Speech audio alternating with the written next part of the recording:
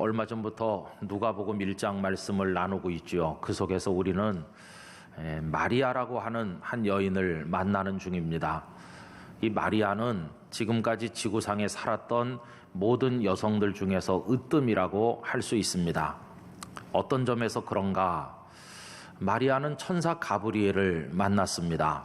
그런데 천사를 만난 것 때문에 으뜸이라고 말하는 건 아니죠.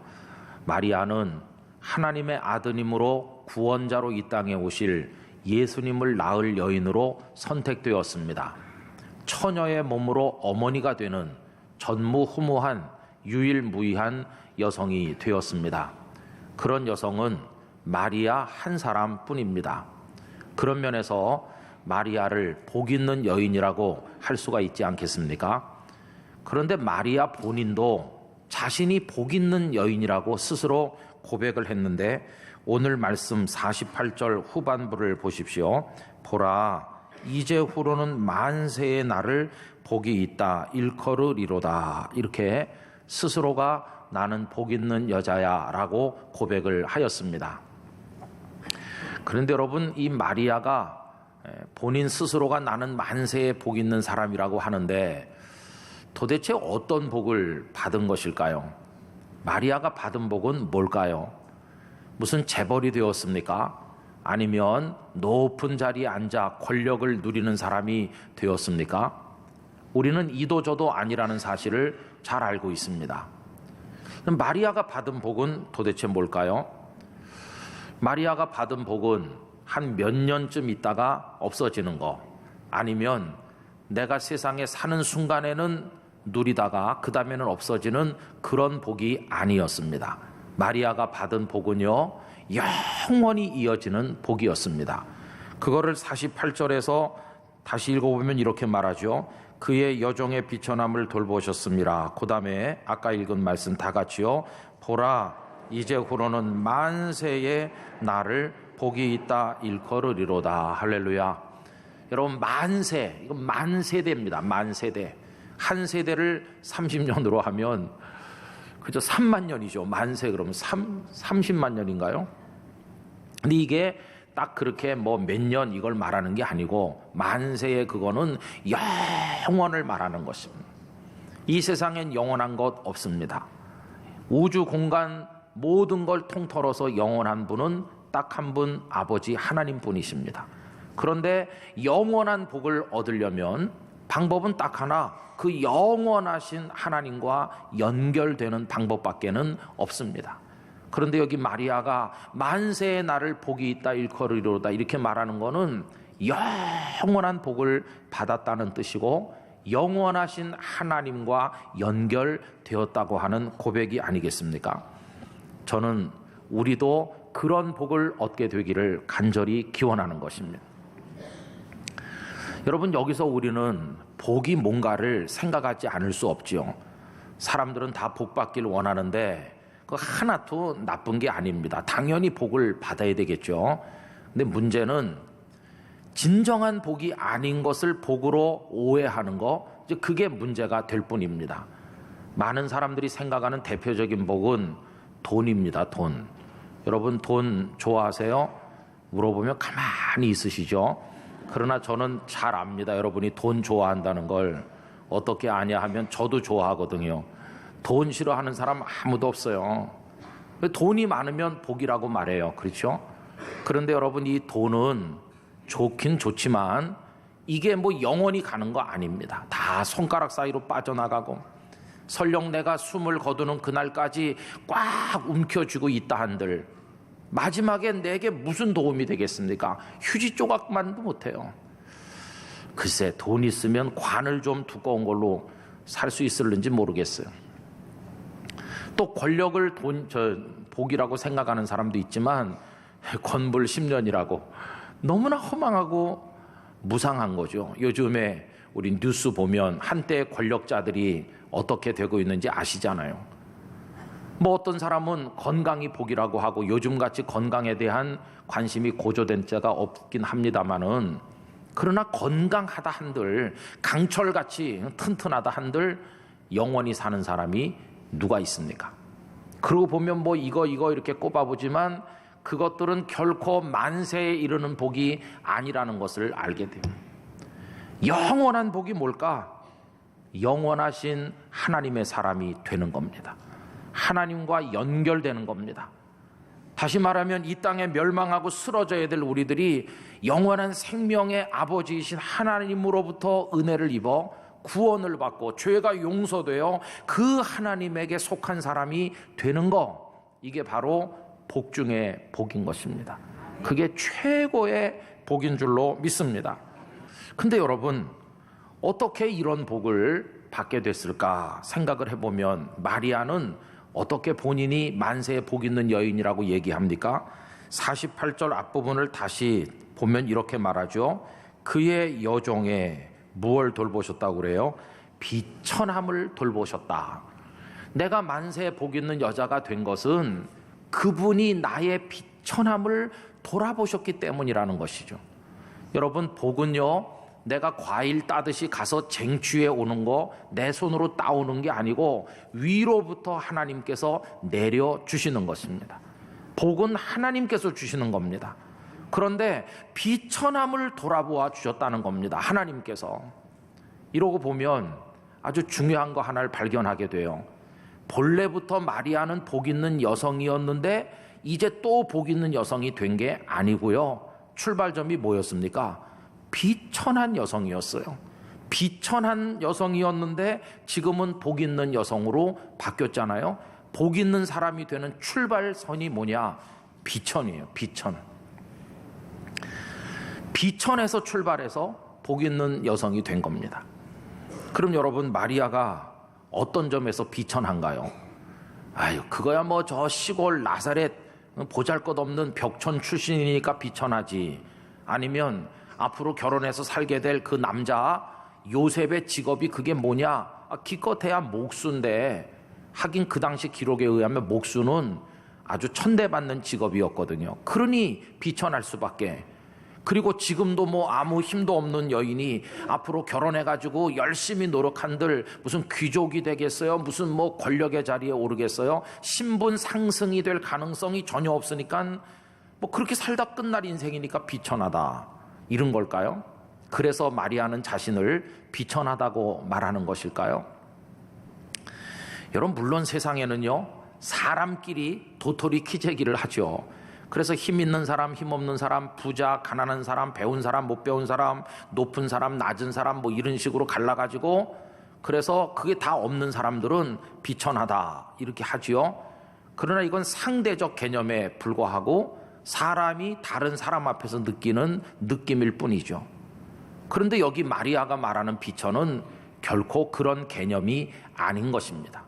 그럼 마리아가 말하는 비천은 뭐냐? 그것은 어떤 사람 앞에 섰을 때 느끼는 감정을 말하는 게 아니고요, 절대자이신 하나님 앞에 섰을 때 그 하나님 앞에서 느끼는 느낌, 그거를 나는 비천하다, 이렇게 고백한 것입니다. 우리는 예배당에 예배하러 들어오는데 이 자리에 삼위일체 하나님이 계시다고 생각하면서 가지런히 들어와서 자리에 앉으시고 머리 숙여 기도하며 예배를 준비하고 지금 예배를 드리십니다. 그럼 교우 여러분, 오늘 여기 들어오실 때 어떤 마음으로 들어오셨습니까? 여기 지금 하나님께서 계시다고 할 때 그 하나님 앞에 서 있는 한 단독자인 우리 개개인은, 나는 그분 앞에 어떤 존재일까요? 그때 그 대답은 하나밖에 없는데 우리는 비천하다 하는 것입니다. 여러분이 타페이노시스라고 하는 헬라어 단어가 신약 성경에 한 40여 군데 사용되고 있어요. 그런데 번역은 다양하게 돼 있어요. 여긴 비천이라고 돼 있지만 단어는 우리말로 다양하게 번역됐지만 아주 낮은 거, 불쌍한 거, 보잘것없는 거, 이런 상태를 얘기할 때 이 단어를 사용을 하고 있습니다. 근데 마리아는 그걸 깨닫는 거예요. 하나님 앞에만 가면 나는 비천하다. 그래서 자기 자신을 뭐라고 고백한지 아세요? 여종이라고 번역해서 그렇게 표현한 것이. 옛날 번역 성경에는 계집종입니다, 이렇게 말했는데 바뀐 성경엔 여종이라고 그랬어요.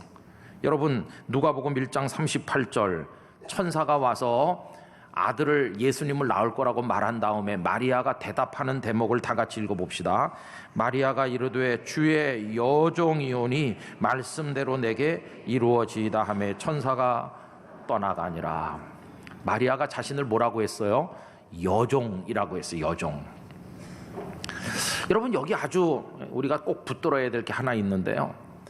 마리아가 자신을 여종 이렇게 말했는데 누가 다른 사람이 마리아 보고 넌 여종이야 이렇게 한 게 아니라는 걸 놓치지 말아야 됩니다. 천사 가브리엘이 넌 여종이다 이렇게 한 게 아니에요. 천사 가브리엘은 오히려 마리아를 상당히 이렇게 높여주었습니다. 예를 들어서 누가복음 1장 28절, 그에게 들어가 이르되, 그 다음에 마리아를 뭐라고 호칭합니까? 은혜를 받은 자 이렇게 말합니다. 은혜를 받은 자여 평안할지어다 주께서 너와 함께 하시도다 하니. 할렐루야. 만약에 천사가 우리에게 나타나서 오 김은성 목사 너는 은혜를 받은 자다, 하나님이 너와 함께 계시다 그러면 얼마나 영광스럽겠어요. 결코 가브리엘은 마리아를 여종이라고 멸시한 적이 없어요. 또 1장 30절도 그래요. 천사가 이르되 마리아여 무서워하지 말라, 네가 하나님께 은혜를 입었느니라. 그래서 아무도 마리아 보고 넌 여종이다 여종이다 이렇게 하지 않았어요.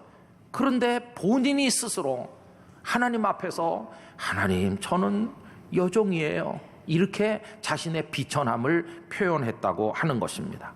오늘 48절에도 여종 이 단어를 또 쓰고 있지 않습니까? 여러분, 바로 여기에 그리스도인이 가져야 될 정체성의 핵심이 녹아 있습니다. 우리는 어떤 정체성을 가지고 사느냐 하면 아무도 나를 종이라고 무시하지도 않고 아무도 나를 비판하지 않고 나를 욕하지 않아도 내 스스로가 그분 앞에서 하나님 저는 종이고 하나님 저는 부족하고 하나님 저는 무능하고 죄인일 뿐입니다 이렇게 고백하는데, 그게 바로 제가 가져야 되고 우리 모두가 가져야 될 우리의 정체성이라고 하는 것입니다. 이 고백을 진실하게 하는 사람은 축복의 문턱을 지금 넘어서서 은혜 안으로 들어가고 있다고 할 수 있어요. 우리 교우들이 다 그렇게 하실 수 있게 되기를 원합니다. 스스로 자신을 낮춤으로 오히려 큰 은혜를 누리고 만세의 복이 있는 사람이 되는 이 신비, 이게 바로 기독교인이 누리는 복인데, 그게 누가복음 15장에 나오는 예수님의 유명한 비유, 그 탕자 이야기에 잘 녹아 있습니다. 잘 아시는 얘기죠. 어느 부잣집에 아들 둘이 있는데 작은 아들이 좀 못됐잖아요. 아버지가 건강하게 살아계신데 아버지 유산 어차피 날 줄 건데 미리 주세요. 이게 할 말이 아닌데 이 아들이 그렇게 하니까 아버지가 말씀 없이 달라는 대로 줬습니다. 그랬더니 그거 가지고 먼 나라에 가서 창기들과 놀아나면서 먹고 마시고 탕진하고 마지막에 알거지가 됐습니다. 그때 그 지역에 큰 흉년이 오니까 먹을 게 똑 떨어졌습니다. 배고픈 그는 유대인들이 가장 경멸하는 동물이 돼지인데 돼지치기가 될 수밖에 없었고 인생의 밑바닥으로 추락했습니다. 돼지들과 함께 자고 먹고 돼지들과 살게 됐어요. 모습은 인간이지만 그는 돼지가 된 거와 다를 바가 없었습니다. 너무나 비참했어요. 눈물이 밤낮 흘렀을 것입니다. 살아온 지난 세월을 생각해 보니까 내가 왜 이렇게 됐을까? 후회가 막급이고, 되돌릴 수만 있다면 되돌리면 좋겠다. 아버지 집에는 풍성한 식탁과 따뜻한 잠자리가 많은데 이게 도대체 뭐냐? 너무너무 비참해졌어요. 그러다가 어느 날 그가 깨달았습니다. 내가 이렇게 있느니 차라리 아버지 집으로 돌아가자. 그는 벌떡 일어섭니다. 그런데 양심이 있지 않습니까? 어떻게 자기를 아들로 받아달라 하겠어? 염치가 있죠. 그래서 마음에 생각했습니다. 우리 아버지는 원래 너그러운 분이니까 나를 아들로 받아주진 않는다 할지라도 그래도 아버지 집에는 품꾼, 일꾼이 많으니까 일꾼 중에 한 명이라도 그렇게라도 나를 써주세요라고 가서 애원을 해보자. 이렇게 하고 이제 아버지 집으로 갑니다. 한때는 자기 집이기도 했던, 그러나 더 이상 자기 집이라고 생각할 수 없는 그 집을 향해 걸어가게 됐죠. 여러분, 그 다음 얘기가 뭔지 잘 아시잖아요. 그 다음 이야기는 한마디로 말하면 엇갈림이라고 말할 수 있어요. 무슨 엇갈림일까요? 아들의 마음과 아버지의 마음이 엇갈리는 거예요. 근데 엇갈림은 두 가지가 있어요. 하나는 미움의 엇갈림이 있고 하나는 사랑과 용서의 엇갈림이 있어요. 미움의 엇갈림은 이겁니다. 그 아들이 이런 기대를 가져요. 품꾼으로는 나를 받아줄 가능성이 있을 거야. 기대를 가져요. 그게 아들의 마음인데 아버지 마음이 미움으로 엇갈리면 어떻게 될까요? 이놈 썩 꺼져라. 내 눈앞에 사라져. 이놈을 당장 밖으로 내쳐라. 이렇게 아버지가 진노할 때 이게 미움의 엇갈림이고 아들은 무너지고 말 것이. 그런데 여러분, 우리 예수님은 그 비유 속에서 미움의 엇갈림을 이야기하신 게 아니라 사랑의 엇갈림을 이야기하는 거죠. 그래가지고 그 아들이 돌아옵니다. 아들은 품꾼으로 써주세요 하려고 오는데 말 꺼낼 틈도 없어요. 아버지가 달려와서 콱 끌어안고 품꾼 얘기가 나오기도 전에 그 입에 입을 맞추고 그리고 그 아들을 끌어안고 사랑하니까. 그래도 이 아들이 할 말은 해야지 하고 말을 조금 하긴 했어요. 그게 누가복음 15장 21절인데 이렇게 나와 있습니다. 아들이 이르되 아버지 내가 하늘과 아버지께 죄를 지었사오니 지금부터는 아버지의 아들이라 일컬음을 감당하지 못하겠나이다. 길게 돼 있지만 한마디로 아버지 저는 아들도 아니에요. 자식이라고 할 수도 없어요. 이런 거죠. 그리고 이제 한마디 해야 되는 거죠. 그러니 품꾼으로라도 써주세요. 이 한마디를 해야 되는데 그 말을 못해요. 왜요? 말할 틈이 없으니까. 아버지는 그냥 데리고 들어가서 그 아들을 씻기고 새 옷 입히고 다시 신발 신기고 가락지 끼우고 잔치 열고 즐거워하니까 품꾼 얘기 꺼낼 틈도 주지 않아요. 아들의 마음은 뭡니까?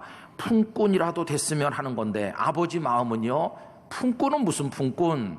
넌 내 사랑하는 아들이지. 그러면서 확 안아주는 게 사랑의 마음이 아버지. 그래서 아들의 마음하고 아버지의 마음이 이렇게 엇갈리는데 그는 품꾼이 아닌 다시 아들로 회복되었고, 이게 바로 사랑과 용서의 엇갈림이라 하는 것입니다. 여러분, 얼마나 놀라운 축복입니까? 마리아가 만세에 복 있는 여성이 된 것도요, 이 엇갈림이 있기 때문이에요.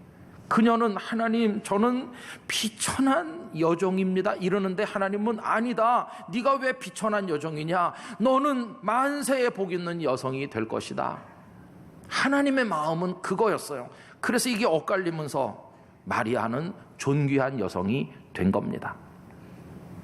근데 로마 천주교회가 이상하게 가르치죠. 뭐 마리아는 원죄도 없이 태어났고 마리아는 뭐 승천했고 어쩌고 그럽니다. 근데 그건 마리아를 몰라도 너무 몰라서 그래요. 언제 마리아가 나로 말할 것 같으면 원죄가 없이 태어났고 언제 마리아가 그렇게 말했어요? 정반대로 마리아는요, 나는 비천한 여종입니다 이렇게 말했어요.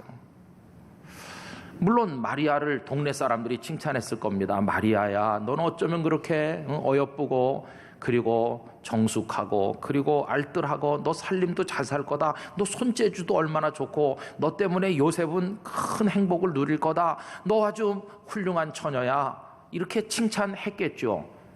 그러나 칭찬했다 한들 마리아가 하나님 앞에 가서 하나님 저요 손재주도 좋고 알뜰하고요 예쁘고요 저 아주 잘난 그런 처녀인데 저에 대해서 알고 계세요? 이렇게 마리아가 말할 수 있을까요? 설령 그렇다 치더라도 그렇게 말할 수 없죠. 마리아가는 하나님 앞에서 비천한 여종입니다. 이 말밖에는 할 말이 없었다는 것입니다. 그런데 그 비천한 여종이라고 말하는 마리아를 하나님께서 돌아보시는 은혜를 주심으로 만세에 복 있는 사람이 됐다는 것입니다. 우리도 그래요. 여러분, 우리 교우님들 중에도 뭐 다 나름대로 자부심이 있으니까 내가 그래도 공부도 했고 또 이만큼 사회적으로 활동도 하고 사람들이 나보고 다 사람 좋다고 그러고 훌륭하다고 그런다. 물론 우리 그런 게 없는 건 아니에요. 자랑거리가. 그렇다 하더라도 하나님 저요 쓸만한 사람입니다. 잘 모르셨나 본데 저 괜찮은 사람이거든요. 이렇게 할 수 있나요? 아니요. 우리는 하나님 앞에 설령 자랑거리가 있다 할지라도 할 말은 하나뿐이에요. 하나님 저는 비천한 사람입니다. 그 말밖에는 저도 여러분들도 할 수 있는 말이 없습니다. 설령 내가 남들의 칭찬을 받는다 할지라도 그걸 내 입으로 할 수 없는 이유는 칭찬은 그분이 해주시는 거지 내가 내 입으로 우리를 늘어놓을 수 없어요.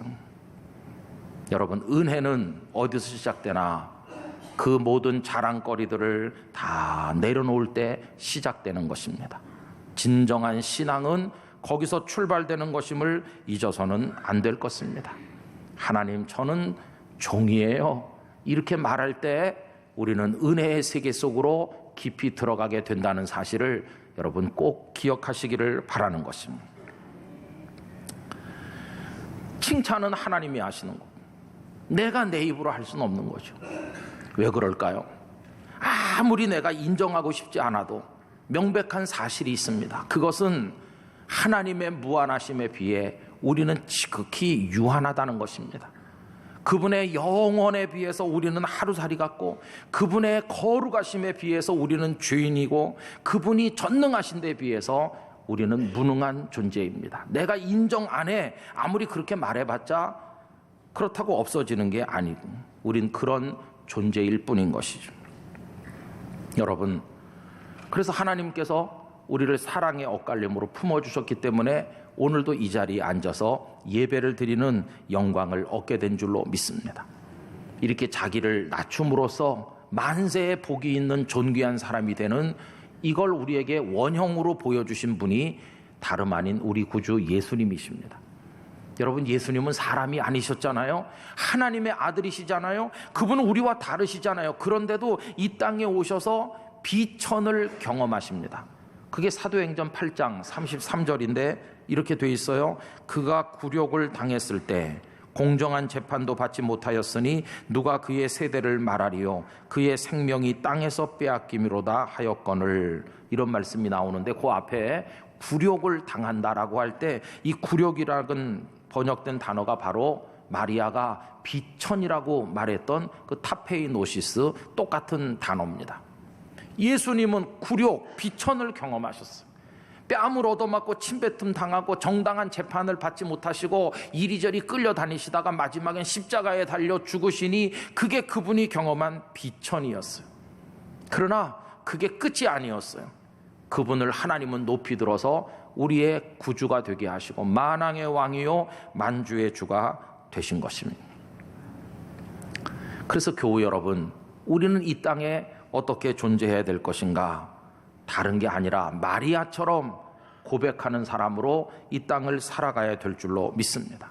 그렇게 함으로 마리아가 영원하신 분과 연결되어 만세의 복 있는 사람이 된 것이라면 우리들도 하나님 앞에 그렇게 고백함으로 영원하신 하나님의 사람이 되고 그 영존하시는 하나님의 영광을 함께 누리는 사람이 되어야 될 줄로 믿습니다. 그래서 여러분, 우리는 높아지는 걸 자랑하면 안 되고 작아지고 낮아지는 걸 오히려 더 기뻐하고 자랑하는 사람이 돼야 됩니다. 왜냐하면 그때 은혜와 축복의 문이 활짝 열리기 때문이에요. 그래서 야고보서 1장 10절에 낮아짐을 자랑하라고 충고하셨어요. 다 같이요. 부한 자는 자기의 낮아짐을 자랑할지니 이는 그가 풀의 꽃과 같이 지나감이라. 할렐루야. 낮아짐을 자랑하래요. 돈 때문에 높아지는 사람, 지식 때문에 높아지고 권력 때문에 높아지고 이런저런 사람들의 칭찬 때문에 우쭐하고 좀 키가 커진 것 같이 생각하는 사람은 정신을 차려야 됩니다. 오히려 반대로 낮아짐을 자랑하라. 예수님 그 모범을 보여주셨고 마리아를 통해서 우리가 그 사실을 또 확인하지 않습니까? 바로 이렇게 할 때 그 하나님의 사랑의 엇갈림이 우리에게 다가오면서 우리는 은총의 세계 속으로 더 깊이 들어가는 것입니다. 여러분, 한 사람이 절대적인 그 하나님 앞에 서서 하나님, 저는 죄인이에요, 이렇게 가슴을 두드리며 말할 때 그걸 가리켜 회개라고 부릅니다. 여러분, 그가 그렇게 말할 때 하나님께서 그렇지, 너는 죄인이니까 썩 물러가거라, 이렇게 하지 않으시고 무슨 소리야? 독생자의 보혈로 너의 죄를 다 씻었다. 너 이제는 괜찮아. 이리 와라. 우리를 부축해서 이렇게 세우시면서 우리를 당신의 품에 꼭 안아주시는 거. 이게 뭘까요? 그게 바로 하나님의 사랑의 엇갈림인 거예요. 이렇게 나를 환영해 주실 줄 몰랐는데 여러분, 그 은혜를 얻어야만 될 것입니다. 한 사람이 하나님 앞에 가서 하나님, 저는 그냥 종에 불과합니다. 진실로 그렇게 낮추며 엎드릴 때 그걸 가리켜 겸손이라고 말하죠. 그럴 때 하나님께서 너는 종에 불과하니 썩 꺼져라 이렇게 하지 않으시고 아니야 무슨 소리야 너는 내 아들이고 내 딸이다 하면서 귀하게 만들어 주실 때 이게 바로 하나님이 주시는 사랑의 엇갈림이 아니겠어요? 여러분 그런 복을 우리 모두가 경험하게 되기를 간절히 기원하는 것입니다.